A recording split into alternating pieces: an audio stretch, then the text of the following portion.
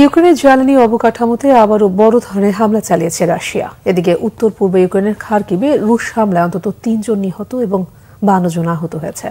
শনিবার রাতে রুশ বাহিনী ইউক্রেনের ১৬টি মিসাইল ও ১৩টি ড্রোন ছোড়ে। এর মধ্যে ১২টি মিসাইল ভূপাতিত করতে সমর্থন হয় ইউক্রেনীয় সেনারা। রুশ বাহিনী চালানো নতুন হামলায় আহত হয়েছে জাপোরিজিয়া অঞ্চলে বিদ্যুৎ বিভাগের ২ কর্মী। আহতদের হাসপাতালে ভর্তি করা হয়েছে।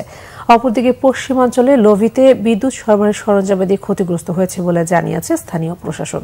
গত ৩ মাসে এ নিয়ে অষ্টমবারের মতো জ্বালানি অবকাঠামোতে হামলা চালাল রাশিয়া। এদিকে ইউক্রেনের খার্কিভে গাইডেড বোমার আঘাতে অর্ধশতাধিক মানুষ হতাহত হয়েছে।